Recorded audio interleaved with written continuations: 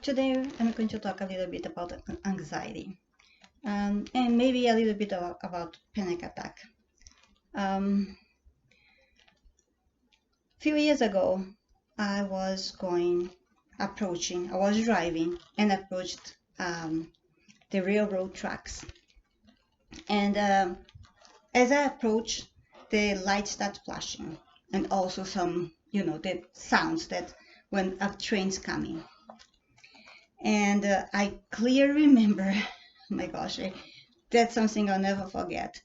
I clearly remember when I stopped and I saw the train coming. The train had the lights on and everything. I had an unrealistic fear, a terrible fear of the train. I was stopped where I was supposed to be stopped.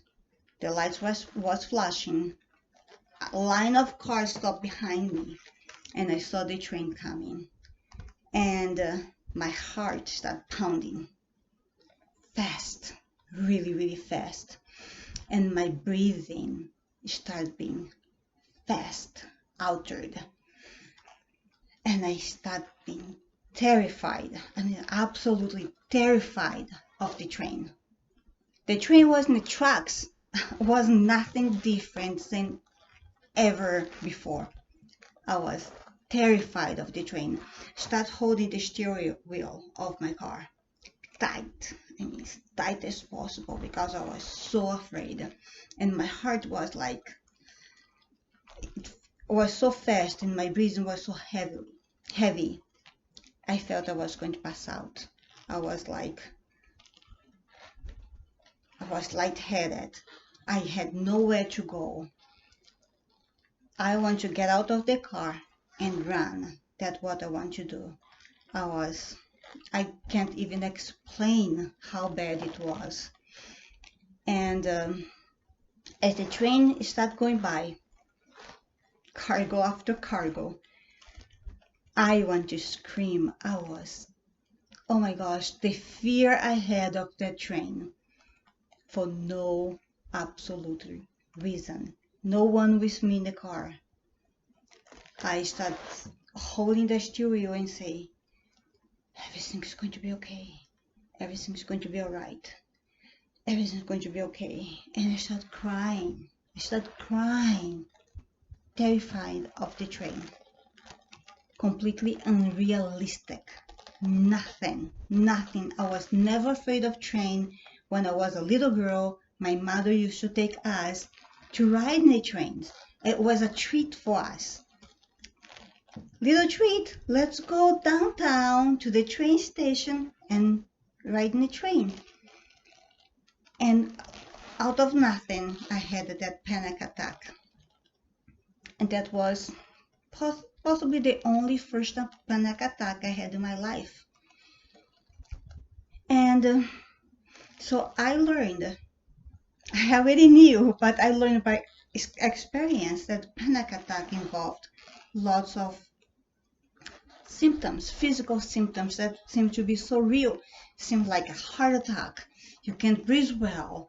You're terribly afraid. I went actually to see a therapist. Because of that. That was something I never want to have again. And I know that some people have panic attacks on I think consistent basis. They have like multiple panic attacks a year. And it's hard for them to get this under control. I learned from my therapy that the time I had a panic attack, it is something hard for me to talk about, but was the same time I just had moved to the city I live, and was a new experience for me. I had bought the condo and was everything been stressful in my life, lots of stress by moving and getting adjusted to a new situation. And was few years before was the same time that I was told my husband passed away. Somehow how my brain triggers, that situation. But through therapy, I learned how to deal with that. Now, anxiety attack delivers the same symptoms, lots of the same unrealistic symptoms that a panic attack would deliver. It's about the same thing. Now, anxiety disorder is a little different. It's okay for someone to have anxiety under a stressful situation. For example, if you're going to take a test in college, if you're going to a job interview, if you're a young person or even an older person, but if you're going on a date for the first time, you're going to meet someone, so that a variety of situation that someone can find themselves under stress. You're going to be in a situation that it's okay to be a little bit, feel a little anxiety in a social situation. It's important, occasion, and it's okay to have anxiety. But when you are constantly worrying, that keep you from function normally in life, that's qualifies basically under anxiety disorder. Now, I have no credential, never went to medical school, I don't have any master degree, PhD degree, I don't have any credential, but I have experience enough in life, in my work, to know that this is anxiety disorder. Now, I would recommend you, if you're suffering from anxiety disorder, to go find a professional, counselor, psychologist, or even psychiatrists to get the right treatment and not be suffering, with constant worry about things that you shouldn't be worrying all the time and keep you from functioning normally the way you should be functioning life, especially during a period of pandemic.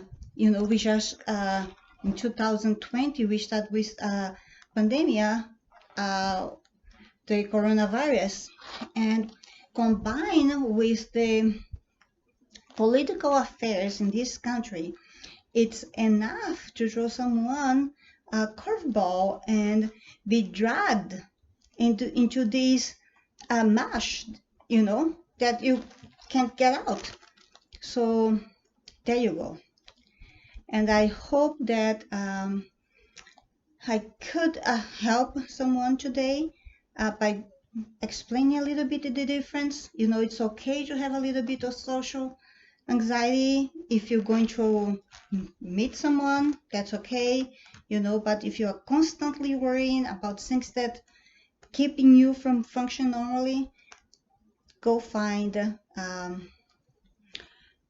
counselor, talk with someone. Don't just be inside of your house, don't be in a cave.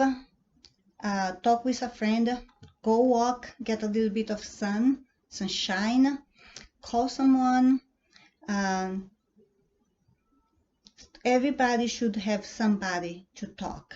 You shouldn't be alone all the time. Don't rely on social media. Don't rely on Facebook. Don't rely on Instagram or TikTok, or, just have someone that you can talk with, a real person. Select 5 people, a sister, a brother, a friend, a teacher, or, have 5 people, clergy, 5 people. If you're not religious, that's okay, but have 5 people that you can reliably talk with, especially if you experience anxiety, and panic attack. 5 people that you can say, hey, if when I'm experiencing these things, can I talk with you? Can I call you? Can I text you? And write on the journal. Write all your feelings. Empty your head. Write. Take a walk. Even if you don't feel like taking a walk, take a walk. Get out of the house. Get out of your bedroom. Get out of your cave. Go out for a short time. Breathe air. Those things are important for your mental health, for your heart, for your soul. See you next time.